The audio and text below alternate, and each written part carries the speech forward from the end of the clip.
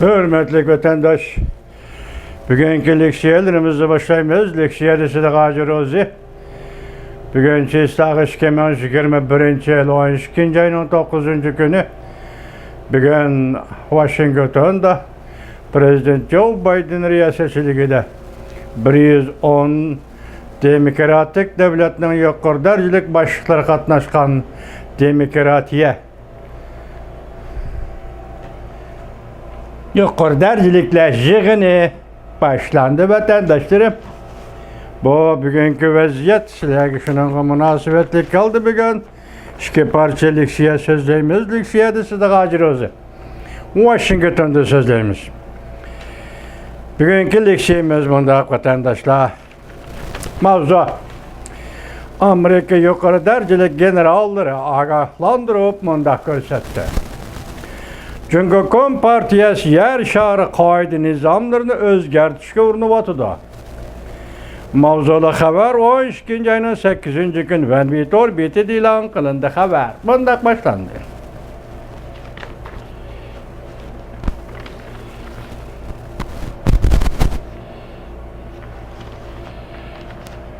Mikrofonu açtım, açmadım, karavalar çok dolaşına kaldığım buldum vatandaşlar. Haber bundak başlandı. Hazır Amerika'nın halkara münasebetlerine ifade bildirişi de az uçraydıgan bir ahvalı ortaya çıktı. O bolsa mı her bir taraftan ifade bildirişi arka-arkada ortaya çıkışa başladı. 12. ayının 7. günü yani haftanın 2. günü Amerika General Ştab Başlığı Mark Miller bundak gösterdi.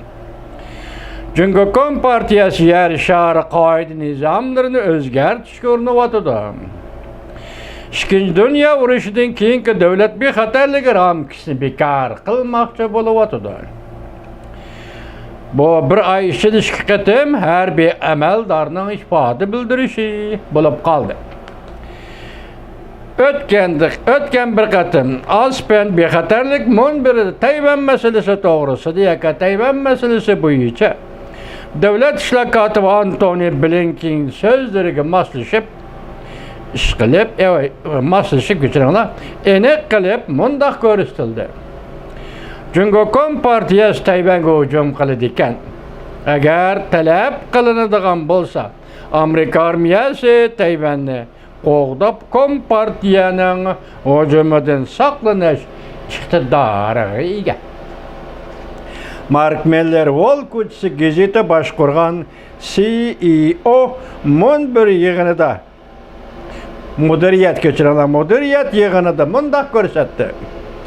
Çünkü Kompartiyası Deniz Armiyası avazdan tez uçuduğun raketini sınak kılış ve başka teknik cihetlerge meblağ selip Amerika ya Rusya'ya okşaş zamanı bir yakı dünyavi yetekçi devletlerinin katarı ötmekçi buluvatıdır.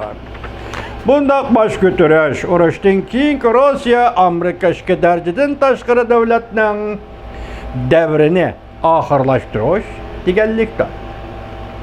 Biz hazır intihai mürekkep bir geopolitikilik, stratejilik dünyaya girip geldik. Mark Miller yanımında görsetti. General Mark Miller yanımında görsetti. Bizde lazer tarihte misli görülüp bakmagan teknik uçkandek terakki kılıvatkan dünyaya girip geldi. Bu dünya tehemi mürekkeplişidi yaki tehemi makamsızlışidi. Venvitor biti obzorçisi Beymen mundak hesapladı.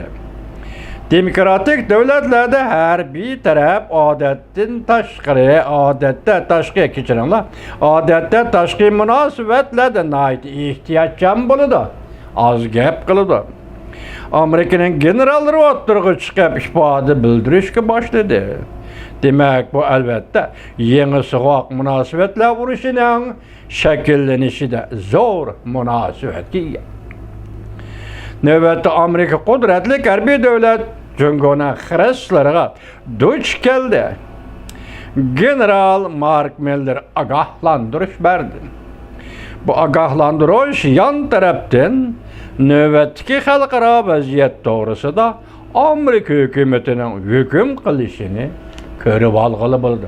Muştan münasebetlik geldi tünügün ve bugün faqatla Amerika avazı yetip kelgen maqallaның mavzusunu sizlerge okup bire vatandaşım deydi. Amerika devlet müdafiə əməldarları Tayvan'ın özünü qoqdaş iqtidarını küçəyitiş növbətdə ciddi vazife bulup qaldı dedi.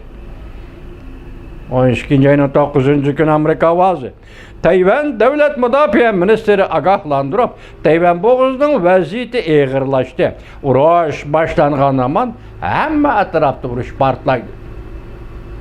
Amerika avazı Amerika Devlet Məhkəməsi əməldarları, Devlet Müdafiə Ministerliği əməldarları Tayvan popuza qilish iqtidariga yordam berib, Tayvan'ın popuza qilish iqtidariga yordam berib, Jungo'nun popuza qilishi qarshi turish ciddi, növbətdəki ciddi vəzifə olub qaldı.